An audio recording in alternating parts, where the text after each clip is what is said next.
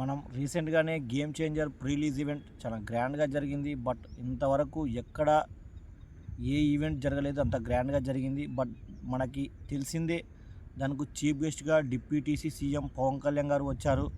అందుకే అంత గ్రాండ్గా జరిగింది. అక్కడే ఒక సాడ్ థింగ్ జరిగింది. ఆ ఈవెంట్ అయిపోయాక బట్ ఇద్దరు వ్యక్తులు చనిపోవడం జరిగింది. ఆ వ్యక్తులకు వెంటనే మన డిప్యూటీసీ సీఎం గారు ఇంత తొందరగా రియాక్ట్ అయినందుకు thank you so much. And Dil Raju గారు ఈరోజు టీవీ 9తో ఇంటర్వ్యూ ఇచ్చి త్వరగా రియాక్ట్ అయ్యారు. అండ్ మన డిప్యూటీ సీఎం పవన్ కళ్యాణ్ గారు 5 లక్షలు ఇచ్చారు. అండ్ దిల్ రాజు గారు అండ్ రామ్ చరణ్ అన్న ఈ మూవీ టీం వాళ్ళు 10 లక్షలు ఇచ్చారు.